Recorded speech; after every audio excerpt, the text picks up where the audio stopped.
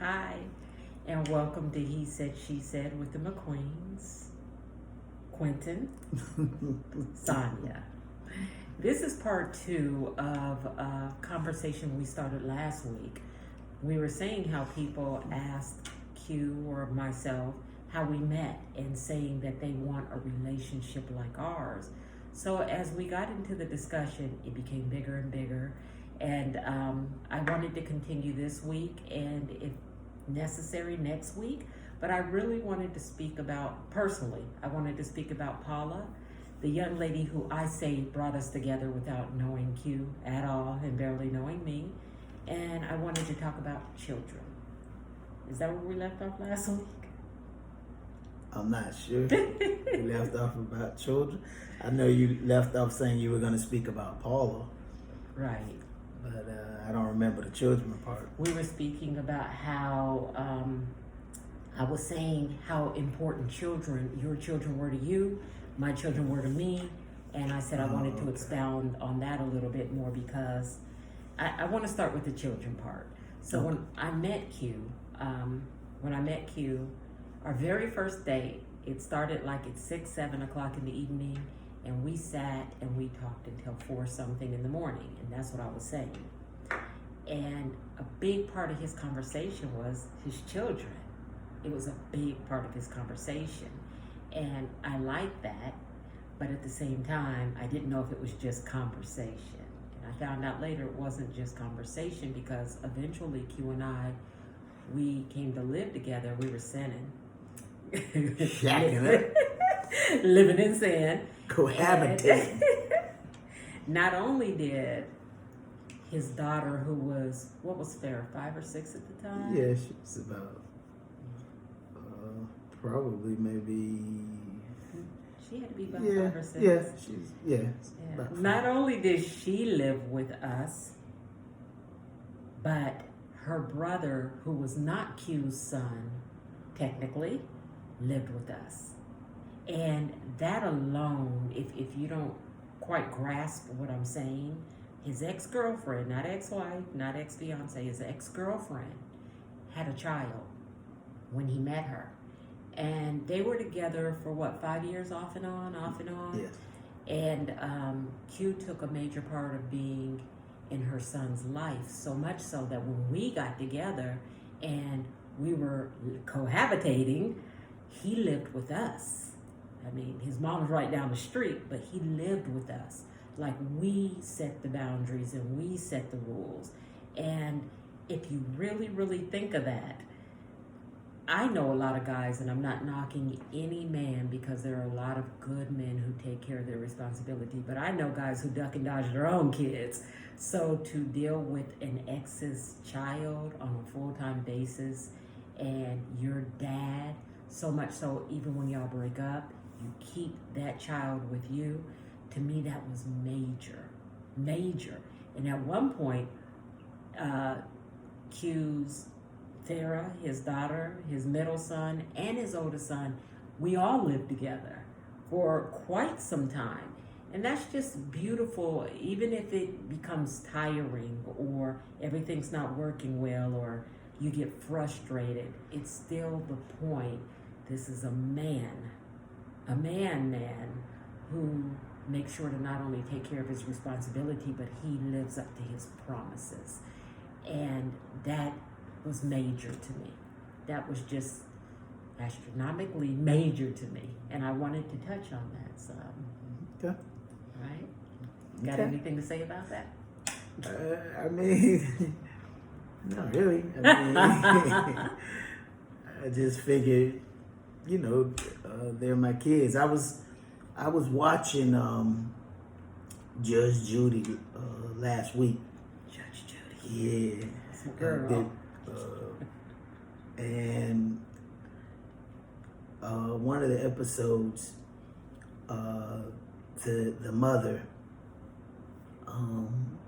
said to Judge Judy she had taken her son to her father's house for him to babysit the child or whatever.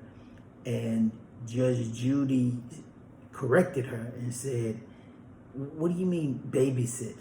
He's the biological father of the child? She said, yes. She said, what do you mean babysit? How can a biological father babysit his own child? She said, let me say that reverse to you. What if he brought the child over to you?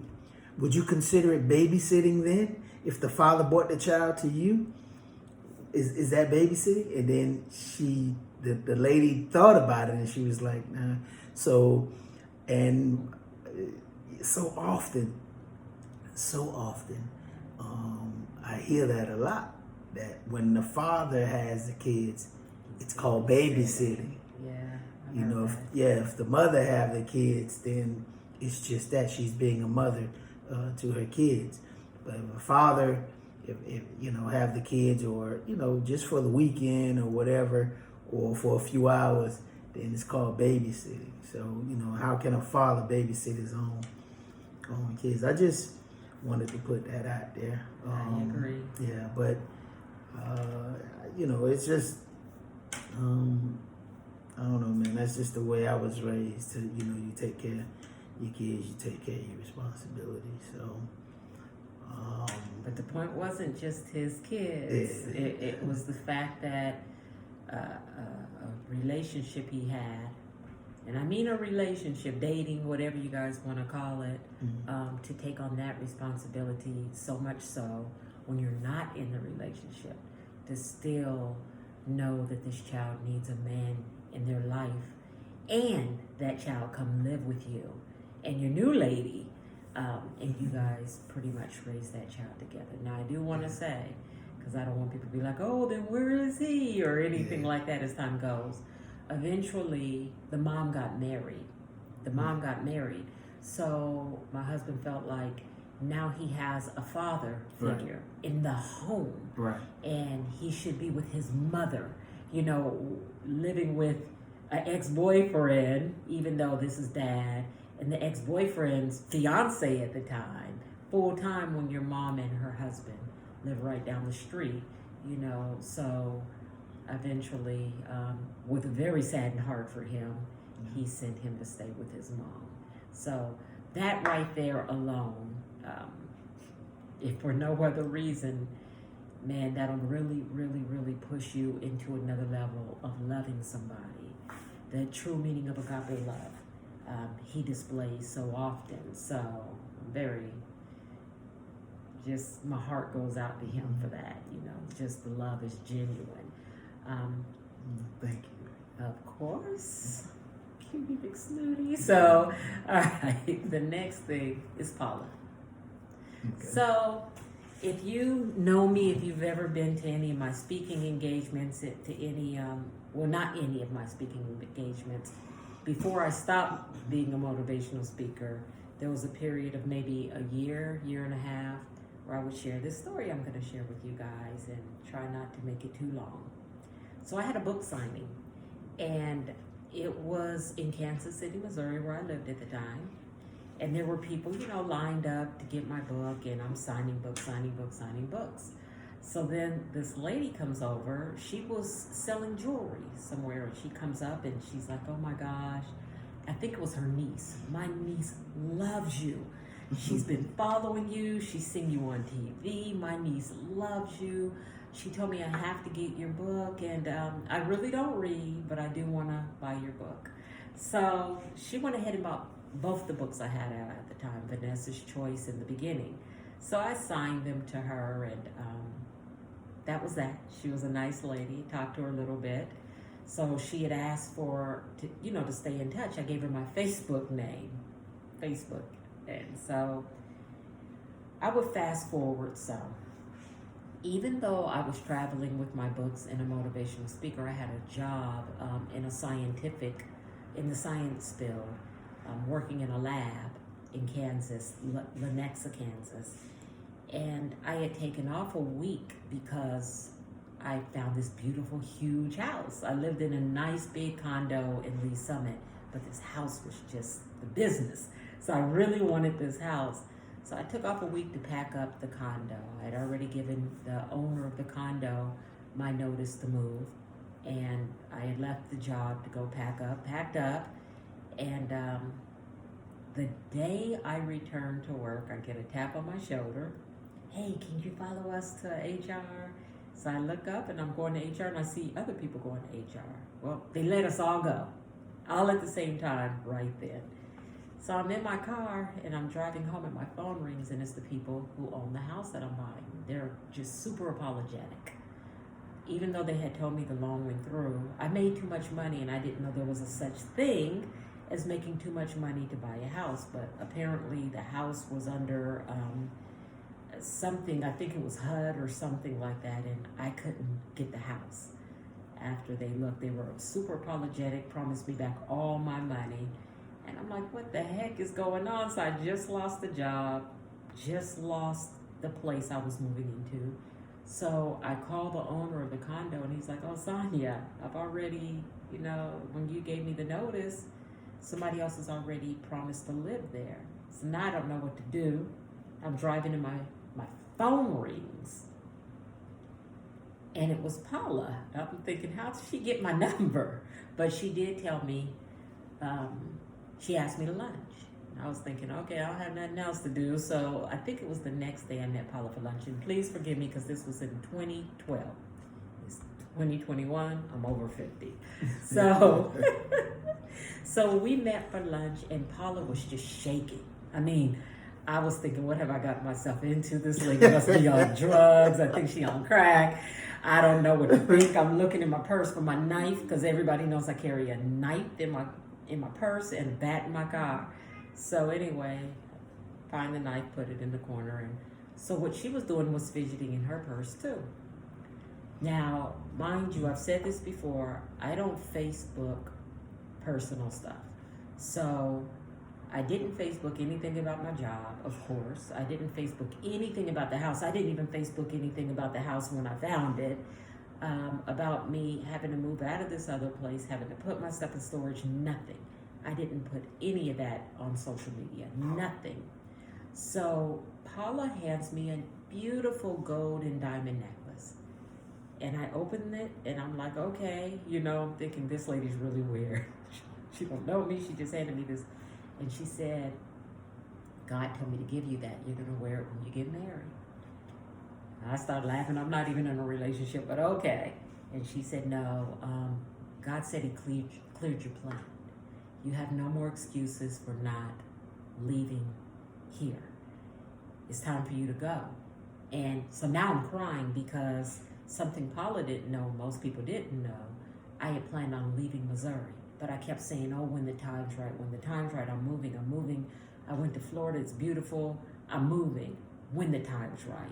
So her saying, God has cleared your plate, there are no more excuses for you to stay in Missouri, it's time for you to go, meant everything to me. This lady doesn't know me and she has no idea what's going on in my life. So, needless to say, about a month and a half later, I moved to Florida. And it goes back to the first story I told you guys last week, if you heard it. If not, a quick synopsis. There was a guy I knew in Florida. He called me up, asked me to move down here. And I'm thinking, oh, that must be who I'm wearing this necklace for. Gosh, that's never who I expected myself to be with. And I moved to Florida. And, of course, him and I were like this. It was just no relationship. And so I was like, well, let me get a place. I got a place. No sooner than I got a place, I met Q. When I was with this other guy, Paula had called me and said, are you in a relationship? I told her, yeah. She was like, oh, okay, good luck. And we talked. But then when I moved, once again, I didn't tell anybody about him. I didn't tell anybody when I moved. I'm just not like that. And then I was dating Q, and she called me, and she said, are you in a relationship? And I was like, what, are you stalking me? Yeah, I'm in a relationship. And she told me, that's the one.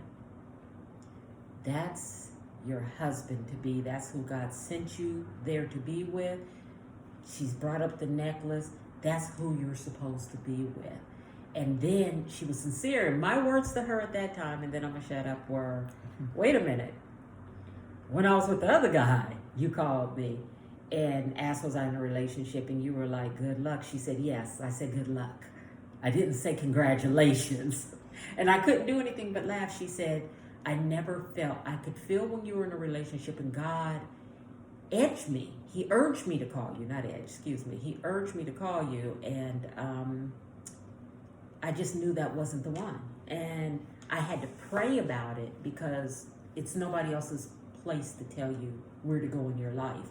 But God also let me know when you met the one, which is why I'm calling. And I mean, that will give you goosebumps in itself. And then shortly after that, that same day, as a matter of fact, Q was telling me that he thought I was the one. And mind you, we only been together maybe 4 to 6 weeks, but it was just the way things happen. And so I've always, that story right there does a lot for me, because I never really believed in, what do we say Paula is? Prophet. I never believed in prophecy. I really never did. I believe in God, I'm spiritual, but I never believed in prophecy until I met Paula. Because since then she's prophesied about 3 other things in my life that came to fruition. So I know she's the real deal. Even after I first spoke of Q and I, people expected Paula to find their husband for them. So poor Paula, but her gift is real, and everything she said, except me wearing the necklace because I broke it, and I was crying about the necklace, and she told me, "Don't worry about that necklace. That was just to open up the subject. Don't you worry about that necklace. Just do what you do." And voila! All these years later, so. What you got on that? No, just pretty much like I was saying on the last topic last week. Pretty much the same thing I said. And if you didn't hear or you didn't see, I'm going to say it again. This is why it is very important that when you meet someone, that it's important that you guys are equally yoked. You don't meet somebody and just because you have an individual in your life or because you met somebody, you feel like that's your husband or that's your wife and we need to get married. What's the use of getting married if it's just going to end in divorce? And the thing about that is, a lot of times when we meet people, the signs are there. Now, we like to use the excuse and we'll say, well, no, he wasn't like that when I first met him, or she wasn't like that. And 9 times out of 10, they were. We'll say that. No, they weren't like, they changed. And I'm not saying it doesn't happen. I mean, people do change. It happens. People do change.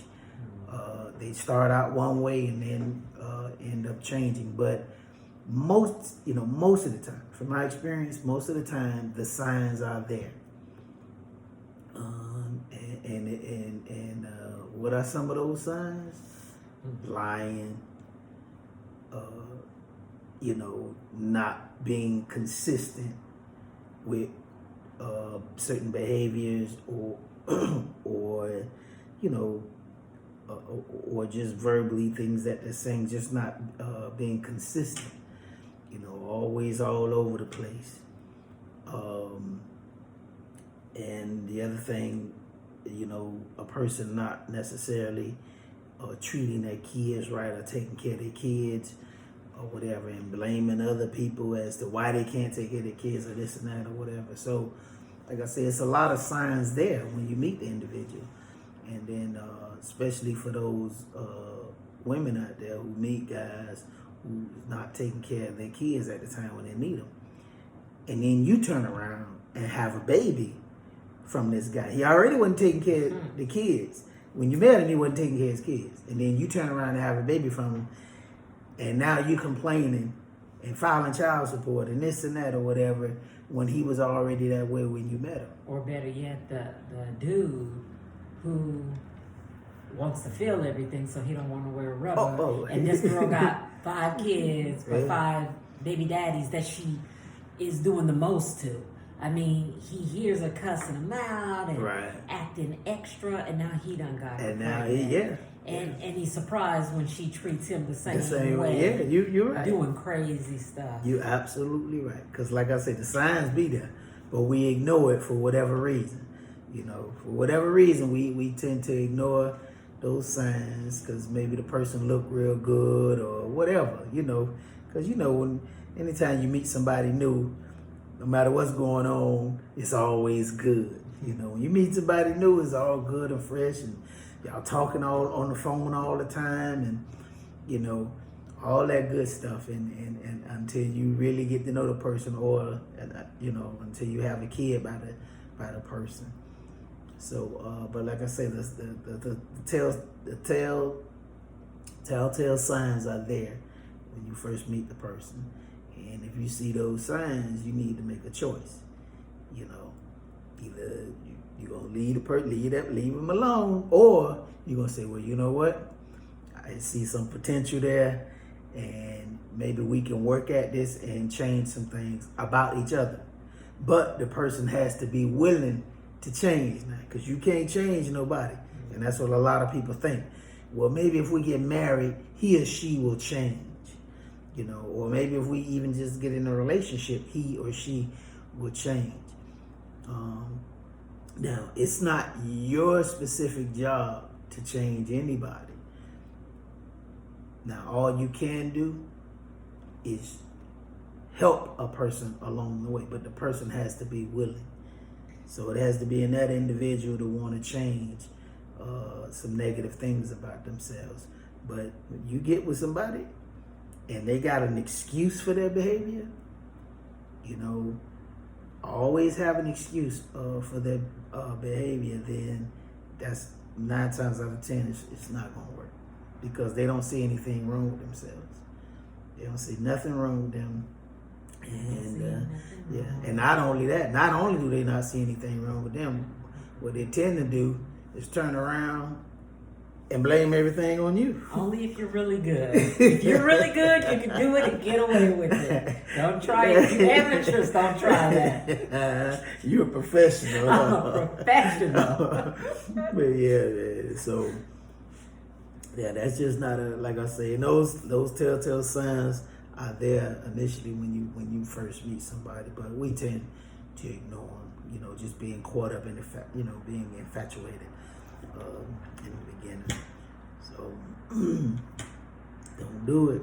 It's not the beauty, it's the booty. It's a thin line between love and hate. There it is. It's a thin line. Very thin line between love and hate. And on top of everything, my husband said also, if you're around somebody who talks crazy to his mom, her father, his father, grandma, grandfather, I'm 51 years old. I'll be darned, I still don't curse around my mama, my daddy, even my brothers who are 6 and 7 years older than me. My aunties, my uncles, I'm extremely respectful. Extremely. When my grandmas were here, I was not only respectful, they were everything, especially my grandma in North Carolina. She was everything to me. It was my time to learn and to grow and to mature and to pick up some of those habits. Like, for me, I like to cook. So I cook a lot, and I bake a lot. And I mean, generally 4 to 5 times a week I cook a meal. Even though I work a full-time job, I get up at 5:30 in the morning. I exercise until generally 7. At 7, I get ready for work. I go to work, I come home, and I still cook. I'm going to cook. I'm going to make sure we have a good meal. My husband never has to fix his own plate. I don't do that. Just let me do this, and then I'm mad at him tomorrow. I ain't doing it. I'm not fixing you no plate. It's embedded in me. So that's how my grandma was. That's how my aunt was. And I told him, if I took him home to North Carolina and my auntie seen him in the kitchen fixing a plate, she would lose her mind. The funny thing is, his mom was the same way. Yes, she was. And I didn't get to meet his mom, unfortunately, or his father, but it's crazy because I will go somewhere and I'll see all the men, and I'll even see men in line fixing their woman's plate, and nothing's wrong with that. I am not knocking that if that's how your relationship is, but I know with my family, they would have a freaking, I can't even imagine the words that would be said or the actions that would take place if they seen such a thing. And it's usually what's embedded in you. Right. So respecting my elders, my family, showing love, treating my husband like he should be treated, and not only when I'm happy. You know, we're not a perfect relationship. I don't know of one. So yeah, I have my little attitude sometimes, but I'm still gonna cook dinner. I'm still gonna fix his plate. I'm still gonna, do the laundry. I'm still gonna try to look the best I can. I'm not gonna walk around here with no afro. I could. I'm natural. But I'm still going to, whatever I did to make him fall in love with me in the beginning is the way I want to remain. I got the husband, I got the ring, but now all of a sudden I'm not going to, all right, let me chill out. Let me, he can fix his own food. We can order out more. The house is going to go to hell. And that's just not what it's supposed to be about. I agree. So. I agree. I definitely agree. I tell you what, let me tell you something about this one. Seriously, tell you one of the things that I love about her. I would ask her sometimes, so baby, what do you want for your birthday? Or what do you want for Valentine's Day or whatever back in the day? And this woman would tell me like she wants some pots. or kitchen stuff. Yeah, kitchen stuff, or something for the house, you know what I'm saying? Just never really thinking about herself. Even though in her mind she thinking like, oh, this is something I need for myself. But I'm looking crazy because I've never experienced that. Never. You ask a woman what she want for a birthday or for Valentine's, what do you want? Throw some bees on it. Yeah, of course they want this, they want that, and all this other materialistic stuff. But not this woman here, she wants stuff for the house. She, that was just so, I was just so thrown by that, because believe me, I love to eat. So I had no problem getting them pots. I keep looking to the left because he says that, and I'm looking at my air fryer, my bread machine, my crock pots. Got like 5 of them up there. My fryer, so we could open my up, waffle maker, we could open up a restaurant, sandwich maker, my rice cookers, I have almost everything. Yeah. I wanted to learn to grill. And so I went and bought me a cheap little $19 grill from Walmart. The thing works perfectly, by the way, perfectly. Mm-hmm. So I realized I like grilling, and I was okay. I was pretty good at it. So of course he orders me I went and bought one, but it just wasn't big enough, a bigger one. So he bought me a really nice big grill, and I was set for the year. I told him, don't buy me nothing for Valentine's. Let's not exchange gifts. I'm good. You do stuff for me year round. And I meant it. He'll just think and he'll do something for me. So don't go spend money on Valentine's Day. Let's just show the grandkids and the kids love. And he said, bet. Of course, I took the girls out to breakfast, broke our tradition. Took the girls out to breakfast, come home, and there are gifts for me. And of course, I had no gift for him because I said, let's not do this, but that's cute. So, I got a couple pair of shoes and dress and another pair of shoes, and that's just cute, and the best cards ever. So it's crazy. Yeah, well, for me, it just makes me feel good to see my wife happy, and that's definitely something I've always promised her from day one. I promised her that I would always make her happy. And I never lived that down. So, whether we agreed to exchange gifts or not, I just feel the need to do that because, let me tell you something, she'll come home from working a full day's work, 8-hour day's work, come home, not even go upstairs to take her clothes off. A lot of times she'll go in the kitchen, wash her hands, and go, right to cooking. You know what I'm saying? So, I would do anything for a woman like that. Like I say, once again, not being selfish, because she could easily come home and be like, hey, I've been working all day, I'm tired. Baby, go in there and fix yourself something, or, order you something or whatever. And don't get me wrong, we have those days, but we never had those days. I've never said, baby, go fix yourself something. Oh, no. I was shocked even where the stove was. Yeah, she ain't gonna say that. But I'm just saying, we have those days where she come home, she's just tired.